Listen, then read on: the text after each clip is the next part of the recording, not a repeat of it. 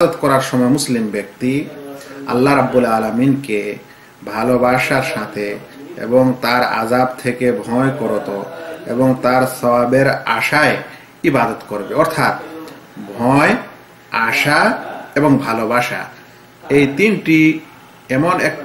তিনটি বিষয়ের সমন্বয়ে সে ইবাদতকারী হবে। যদি একটি ছুটে যায় তাহলে কিভাবে তার ইবাদতটি নষ্ট হয় আগে শুনছি ইনশাআল্লাহ। আমাদের কিছু কতিপয় সালাফ বলেছেন যে মান আবাদাল্লাহ বিল হুব্বি ওয়াহদাহ ফাহুয়া জিন্দিক। যে ব্যক্তি শুধুমাত্র আল্লাহর ভালোবাসায় ইবাদত করে, মানে সে বলে যে আমি শুধু আল্লাহকে ভালোবাসি তাই ওর ভালোবাসায় তার পূজা করি, তার ইবাদত করি, তার আযাব, তার নিয়ামত ও রহমতের আশা আকাঙ্ক্ষা এগুলো আমি কিছু করি না, তার আযাবের আমি ভয় করি না, শুধু ওকে ভালোবাসি তাই ইবাদত করি।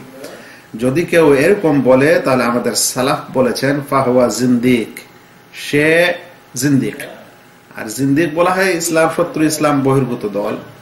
এরা হচ্ছে ইসলাম অস্বীকারী, অমান্যকারী। ওয়ামান আবাদাহু বিল খাউফি ওয়াহদা ফাহুয়া হারুরি।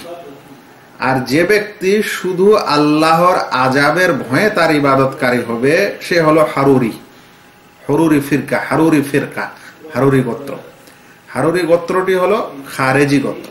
খারেজি গোত্রদের একটি নাম, প্রথম খারেজিদেরই এটি নাম হারুরি। তারা বলতো আমরা শুধু আল্লাহকে ভয় করি এবং তার আযাবের ভয়ে ইবাদত করি, তার কাছে কিছু আশা আমাদের নাই এবং তাকে ভালোবাসারও কোনো প্রয়োজন নেই, আল্লাহর আযাবের ভয়ে তার ইবাদত করি। তাহলে এটা হলো খারেজি দলের লক্ষণ।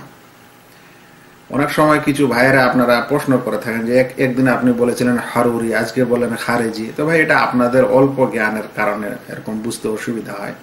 আসলে হারুরি খারেজিদেরই একটি দল, উপদল বা শাখা দল, সেজন্য ওটাকে হারুরি বলা যাক বা খারেজি বলা যাক, একই হলো।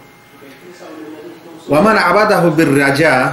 আর যে ব্যক্তি শুধু তার সওয়াবের আশাই বা তার নিয়ামতের আশাই তার ইবাদত করে তাকে বলা হয় মুরজি, আশাবাদী ফেরকা, আশাবাদী দল, যে শুধু আল্লাহ তাআলার দয়া ও রহমতের আশাই তার অন্তরে আছে আর সেই কারণে তার ইবাদত করে, ছাড়া কিছু না।